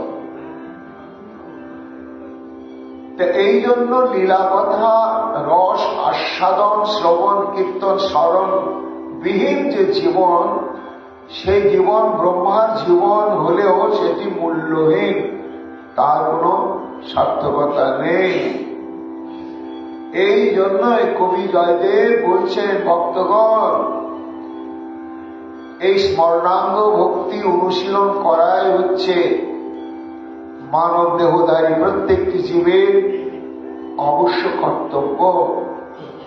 কাজেই আসুন, চিত্তকে রসব্রহ্মের মূর্ত বিগ্রহ আমার শ্রী গোবিন্দের লীলা কথা শ্রবণ করে করে চিত্তকে ভক্তি রসে আপ্লুত করুন, তাহলে প্রাণে শান্তি পাবেন। ভক্তগণ বলছেন, ও এই জন্যই কি গীত গোবিন্দের প্রকাশ ঘটল? বলে না ভক্তগণ, আরো কারণ আছে। কি কারণ আছে? যদি এই বিলাস পলাশ কুতূহল দুটো উদ্দেশ্য সাধনের কথা বলা হয়েছে গীত গোবিন্দে। একটি হচ্ছে লীলা রসময় পুরুষ শ্রী গোবিন্দের লীলা কথা শ্রবণ কীর্তন স্মরণের দ্বারা চিত্তবৃত্তিকে প্রেমরসে আপ্লুত করা। প্রশ্ন হচ্ছে এখানে যে সত্যি সত্যি হয় কি? আর যদি গোবিন্দের এই লীলারস শ্রবণ কীর্তন এবং স্মরণ করতে করতে চিত্তবৃত্তি একেবারে রসসিক্ত হয়ে যায়, বাইরে থেকে বুঝবো কি করে আমরা? লক্ষ লক্ষ মানুষই শুনছে বা এক একটি স্মরণও করছে, কিন্তু কার অন্তঃকরণটা প্রেম রসে ওই রকম টুসটুসে হয়ে গিয়েছে সেটা বোঝা যাবে কি করে? না, এটাও শ্রীমদ্ ভাগবত তাপসনা করে জানিয়ে দিয়েছে যে যখনই গোবিন্দের লীলা কথা শ্রবণের জন্য তৃষ্ণা জাগবে, কেমন তৃষ্ণা! শ্রবণ পাগল, অনাহারে থাকলেও তার বিন্দুমাত্র কষ্ট হবে না, মনে কোনো হাহাকার জাগবে না, ব্যথা বেদনা জাগবে না। কিন্তু আজকে আমি একটু হরি কথা শ্রবণ থেকে বঞ্চিত থেকে গেলাম, কিংবা স্মরণ করতে বসে আমার চিত্ত রাধা গোবিন্দের লীলা প্রবাহে ডুবল না। এই যখন অবস্থা আসে তখনই তাদের চরমতম হাহাকার, চরমতম ব্যথা বেদনা অন্তঃকরণে জেগে ওঠে। এই জন্য রসটা যে এসেছে প্রেমরস, তার অন্তঃকরণ যে রসে গেছে, হরি স্মরণ করতে করতে তার লক্ষণের কথা ভাগবত ঘোষণা করেছেন নবযোগেন্দ্র সম্পদে। এবং ব্রত সপ্রিয় নাম কীর্তা জাতানুরাগ দ্রুত চিত্তই রোদিতি রোতি উন্মাদবৎ বিদ্যতি লোকবাচ্ছ। শ্রীহরিকে শ্রবণ কীর্তন এবং স্মরণ করতে করতে করতে করতে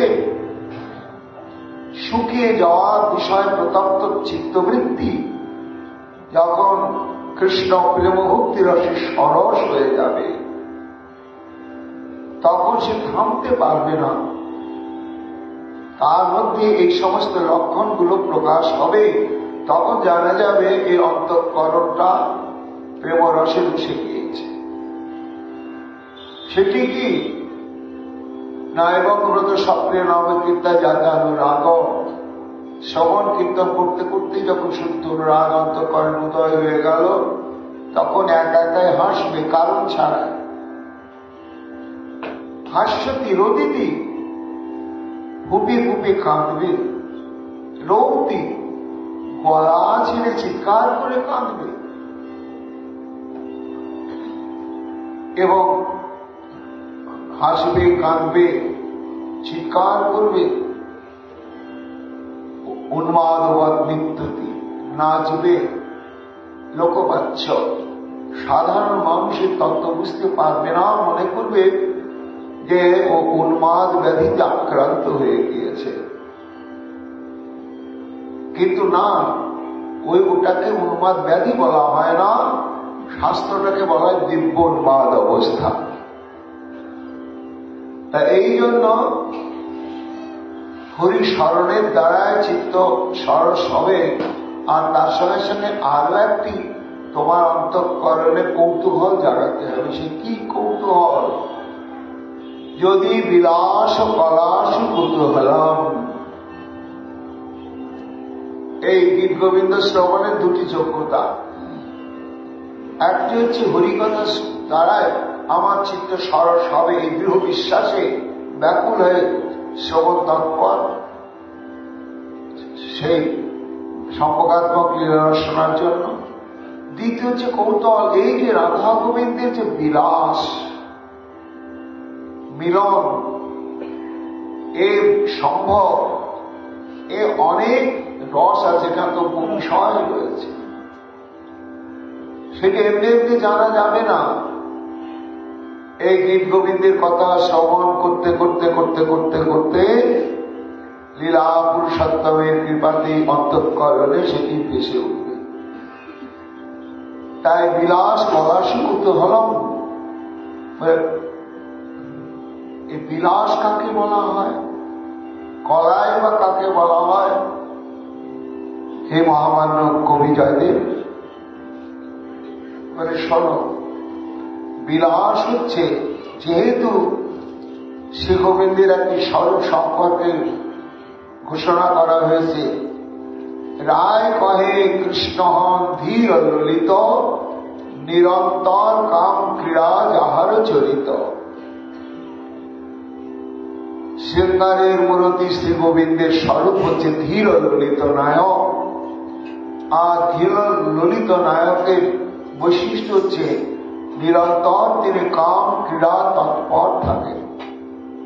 নিরন্তর কাম ক্রীড়া, কাম ক্রীড়া বলতে এই নারী পুরুষের মিলনাত্মক ক্রীড়া নয়, এটা হচ্ছে উত্তেজনা জাত, প্রেম জাত নয়। কিন্তু রাধা গোবিন্দের যে ক্রীড়া সম্ভব সেটি হচ্ছে প্রেমোত্থিত, এবং তার প্রকরণ ভেদ রয়েছে, এগুলো না জানলে আনন্দ পাওয়া যাবে না। যেমন গোবিন্দের সঙ্গে রাধারানীর আর রাধারানীর সঙ্গে মিলন, এছাড়া আর কারোর সঙ্গে স্বীকার করা হয় না। তা তাদের মিলন বা সম্ভোগের নানা প্রকার প্রকরণ রয়েছে। বিলাস কলা বলতে এই সমস্ত প্রকরণের ভেদগুলো। কি ভেদ? যেমন সম্ভোগ মানে রাধা এবং গোবিন্দের নিভৃত নির্জনে আলিঙ্গন চুম্বনাদির মাধ্যমে যে সম্ভোগ ক্রিয়া হয় তার প্রকরণ ভেদ রয়েছে। কি ভেদ? না সংক্ষিপ্ত সম্ভোগ, এটা আমাদের জানবার বিষয়। তারপরে সংকীর্ণ সম্ভোগ, এটা জানার জন্য অন্তরে কৌতূহলী হতে হবে। তারপরে হচ্ছে সম্পন্ন সম্ভব, এটা জানার জন্য অন্তরে কৌতূহলী হতে হবে। তারপরে হচ্ছে সমৃদ্ধিমান সম্ভব। এখানে যদি বিলাস পালাস কৌতূহল, অর্থাৎ রাধা গোবিন্দের ভজন করি, কিন্তু তাদের এই নিগুড় লীলা বিলাস তত্ত্বাদি সম্পর্কে আমি জানবার জন্য কৌতূহলী হলাম না, তাহলে হবে না, আমাদের ভজনের গন্তব্যস্থলে পৌঁছাতে পারবো না আমরা। এই কৌতূহলটা জাগবে কি করে?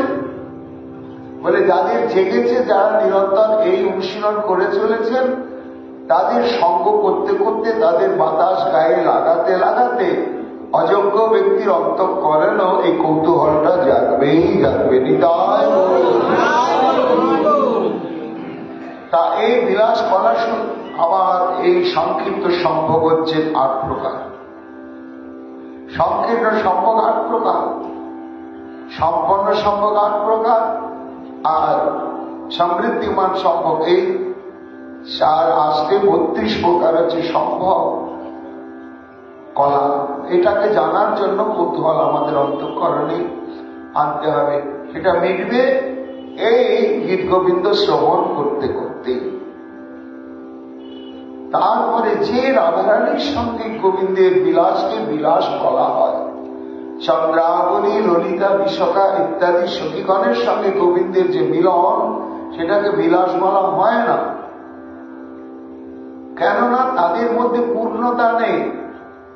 একমাত্র শ্রীমতী রাধারানী হচ্ছে অধীর মাদনাক্ষ মহাভাবতী। এইবার রাধারানীর মধ্যে আমার কতগুলো অদ্ভুত অলঙ্কার রয়েছে।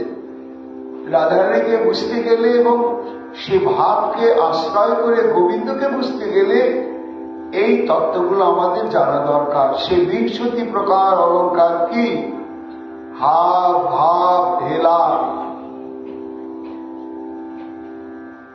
তারপরে শোভা, কান্তি, দীপ্তি, মাধুর্য, প্রগল্ভতা, উদার্য, ধৈর্য, তারপরে হচ্ছে লীলা, বিলাস, বিচ্ছিতি, বিভ্রম, কিলকিঞ্চিত, মোট্টায়িত, কুট্টুমিত, বিভোগ, ললিত, বিকৃত। এইসব হচ্ছে বিলাস কলার অন্তর্ভুক্ত। আমাদের রাধা দাস্য পেতে গেলে লীলা কাকে বলে, তার স্বরূপ কি, বিলাস কি, বিচ্ছিতি কি ভাব, বিভ্রম একটি ভাব, রস, কিলকিঞ্চিত, মোট্টায়িত, কুট্টুমিত, বিভোগ, ললিত, বিকৃত, এইসব আমাদের জানবার বিষয় রয়েছে। কি করে জানা যাবে? কোন স্কুলে, কোন মহাবিদ্যালয়ে পড়াশোনা করে সাধুর সঙ্গে বসে বসে যদি তুমি আচার্যের মুখে এই গীত গোবিন্দের কথা শ্রবণ করতেই থাকো, তাহলে গীত গোবিন্দের প্রকাশটি এমন রসমণ্ডিত যে শ্রবণ করতে করতে করতে করতে সম্ভব তত্ত্ব, বিপ্রলম্ব তত্ত্ব এবং রাধারানীর যে 20 প্রকার অলঙ্কার তত্ত্ব, 33 প্রকার সঞ্চারী ভাব, 16 শৃঙ্গার, 12 আভরণ, এই যে সমস্ত আমাদের জ্ঞাতব্য বিষয়, এগুলো এই গীত গোবিন্দ সাধু সঙ্গে বসে শ্রবণ করতে করতে আমাদের অন্তঃকরণে জেগে উঠবেই উঠবে। এই জন্যই এছাড়া রয়েছে আবার কলা শব্দে টিকাকার বলছেন এখানে 64 প্রকার বিদ্যা। যে 64 প্রকার বিদ্যা অধ্যয়ন করলেন ভগবান শ্রীকৃষ্ণ শান্তিপুনি মুনির আশ্রমে, অথচ তা রাধারানী কিন্তু কারো কাছে অনুশীলন না নিয়ে তিনি আচার্য এই 64 প্রকার কলা বিদ্যাতে। তাই যে 64 প্রকার কলা বিদ্যার আবার স্বরূপ কি, এগুলো আমি যা বললাম এগুলোর বাইরে 64। এই এত কিছু বিলাস তত্ত্ব সম্পর্কে চিত্তে আমাদের বাসনা জাগলেই জাগবে, এটি নিশ্চিত রূপে বলছেন গোস্বামী পাদ। যদি হরি স্মরণে সরসঙ্গ মন, যদি বিলাস কলাস কুতূহলম, মধুর কোমল কান্ত পদাবলী। হে ভক্তগণ, আসুন আমার এই গীত গোবিন্দ কেমন রস, মধু, অর্থাৎ মধুর বৈশিষ্ট্য কি না, মধু শুধু মধু আপনি পান করুন, তৃপ্ত হবে। আবার কোন বস্তুর সঙ্গে মাখে মধুকে ব্যবহার করে আস্বাদন করুন, আপনার সুখ হবে। তা মধু বস্তুটি এমন যে স্বতন্ত্র, এর একটি অদ্ভুত আস্বাদনীয়তা রয়েছে। আবার অন্য বস্তুর সঙ্গে যখন সংমিশ্রণ ঘটে তখনও তার আস্বাদনীয়তা রয়েছে। তাই হে ভক্তগণ, এই যে আমার গীত গোবিন্দ প্রসঙ্গ আমি উপহার দিতে চলেছি, এই প্রসঙ্গটি অত্যন্ত মধুর। আচ্ছা, মধুর তো হতে পারে, মধু তো অনেক রকম, মিশ্রিত মিষ্টি মধু, আবার মধু মধু। তা আপনার এই যে মধুরটি, এটি কেমন বলে, কোমল, কঠিন নয়, কর্কশ নয়, অত্যন্ত মসৃণ, মধুর কোমল, কান্ত শব্দে কমনীয়। পদাবলী, পদাবলী শব্দে হচ্ছে পদ সমূহ। রাধা এবং গোবিন্দের এই যে অষ্টনায়িকা প্রকরণকে কেন্দ্র করে একমাত্র বসন্ত ঋতুতে অবস্থান পূর্বক কবি এই গীত গোবিন্দের সমাধান করেছেন। তা এইটিকে পদাবলী বলা হয়েছে কেন না, এটি সঙ্গীত আকারে তিনি শ্রী শ্রী রাধা মাধবের প্রসন্নতা বিধানের জন্য তার সমধর্মিনী পদ্মাবতীকে নিয়ে তিনি নিরন্তর সঙ্গীত আকারে গান করতেন, যার জন্যই বলছেন মধুর কোমল কান্ত পদাবলী। এই গীত গোবিন্দ হচ্ছে এই স্বরূপ। গীত গোবিন্দের প্রত্যেকটি শ্লোক, প্রত্যেকটি গীত, প্রত্যেকটি শ্লোকের পংক্তি মধু মাখানো এবং স্নিগ্ধ আর কমনীয়। শ্রীনো তদার জয়দেব সরস্বতী। কবি জয়দেব কর্তৃক প্রণীত এই কথা আসুন সবাই শ্রবণ করুন। কারা কারা নিমন্ত্রণ রইল, যারা গোবিন্দের এই শৃঙ্গার রসাত্মক লীলা কথা শ্রবণের দ্বারা ত্রিতাপে বিশুষ্ক চিত্তবৃত্তিকে সরস করতে চান,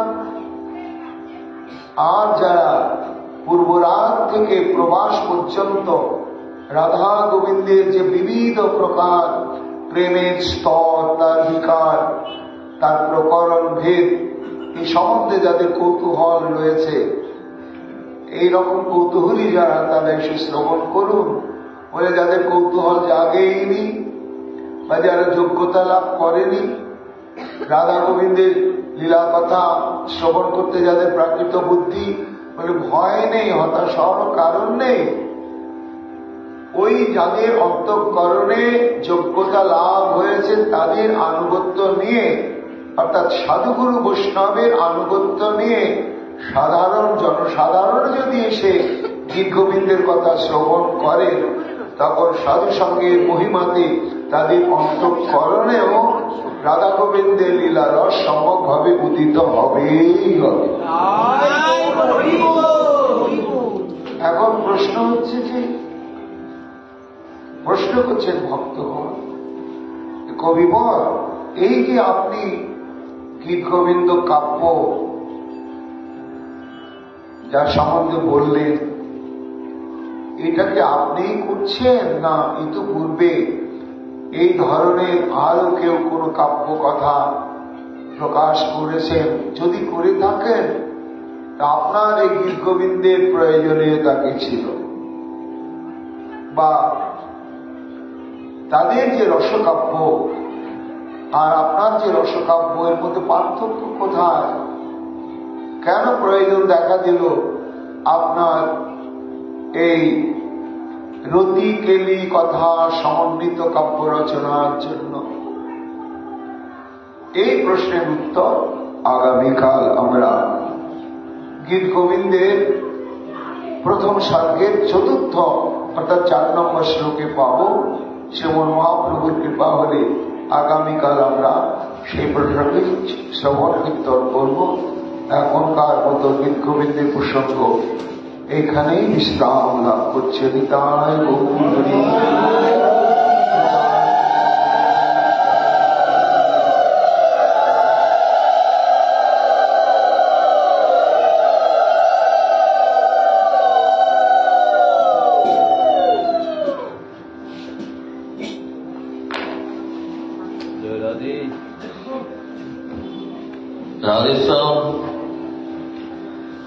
जय जय राधे कृष्णा।